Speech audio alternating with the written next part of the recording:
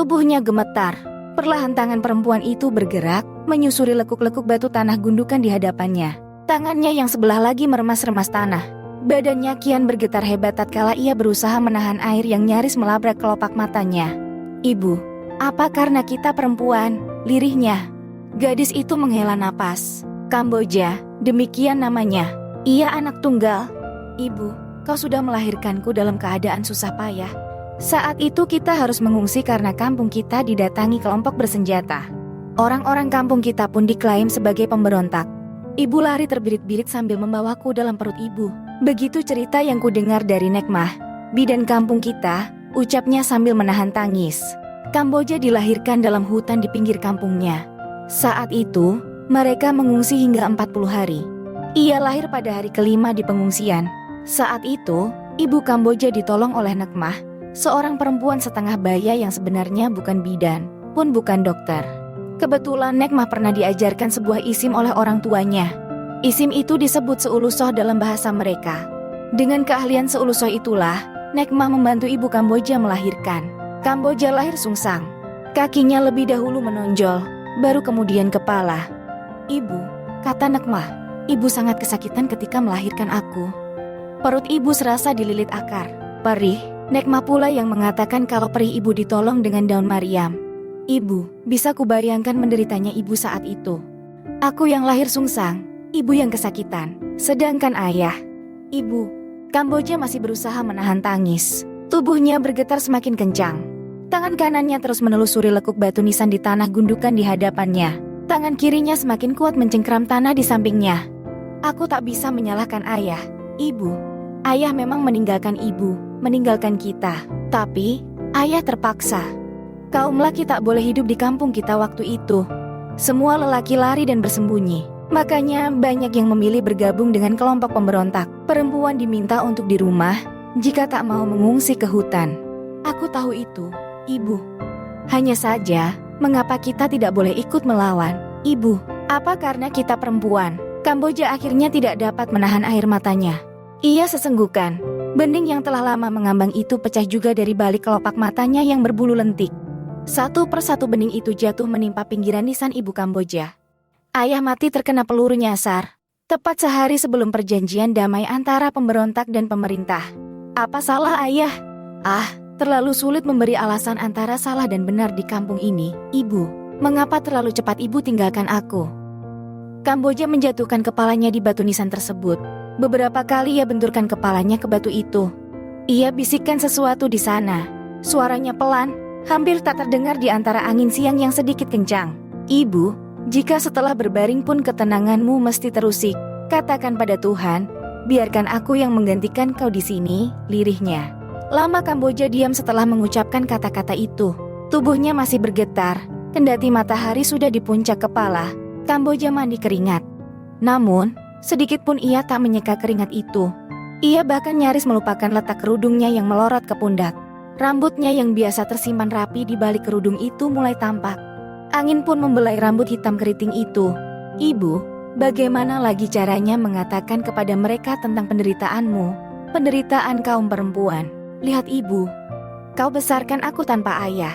Kau bekerja upahan untuk memberiku makan. Kau sekolahkan aku hingga tingkat menengah. Kau pula yang mengajarkan aku agar hidup tak mudah menyerah." Kamboja berhenti sejenak. Ia tengadah ke langit.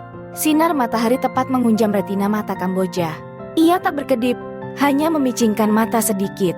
"Tuhan," suara Kamboja setengah menjerit, "apalagi yang akan kau timpakan kepada kami? Tidak cukupkah derita masa hidupnya? Setelah ia berbaring di tanahmu, apakah harus diusik juga?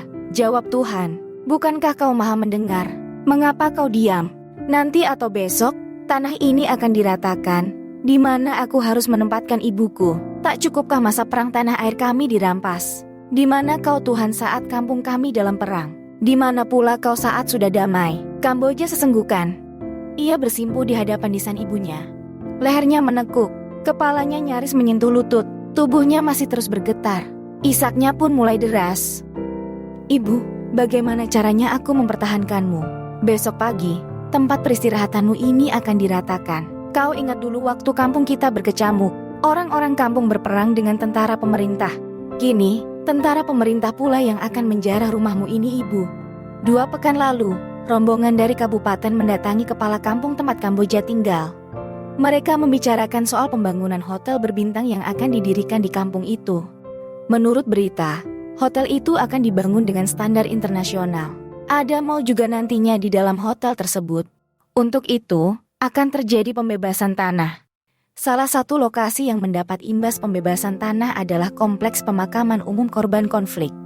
Di sanalah ibu Kamboja dan sejumlah janda konflik dimakamkan.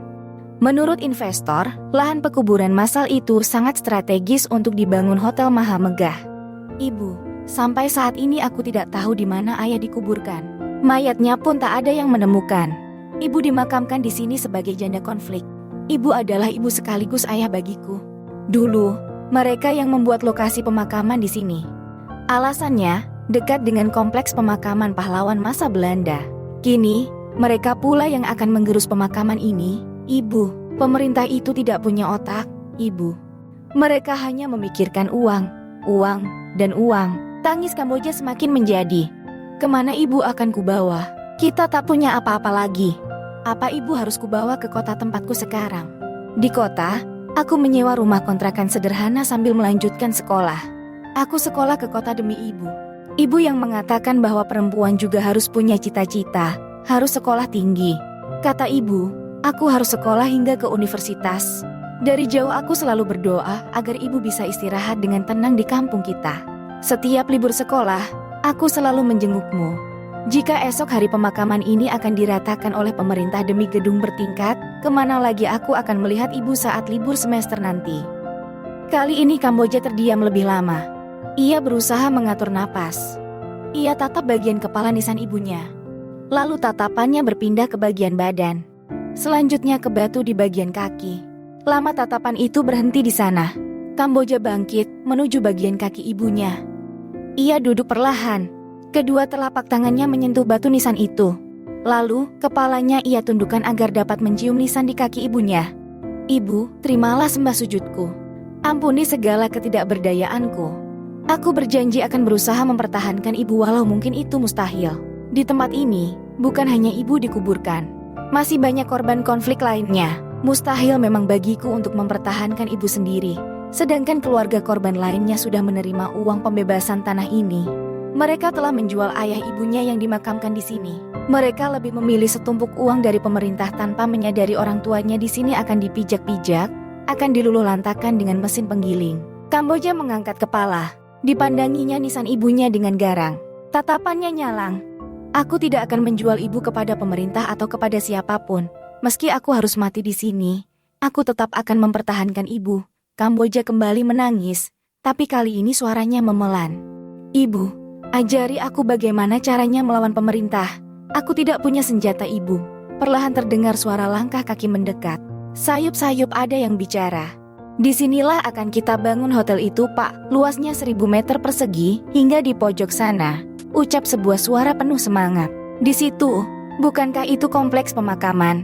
Suara Paro menyela. Benar, Pak. Tapi, Bapak tenang saja. Semua sudah diatur. Izin penggunaan lahan pemakaman ini sudah diurus.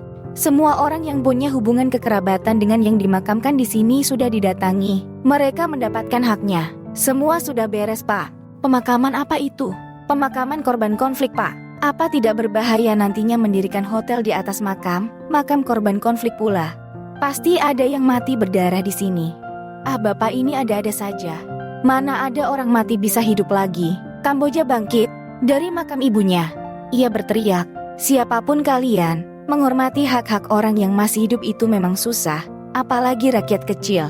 Namun, menghormati ketenangan orang yang sudah mati, apakah juga tidak kalian miliki?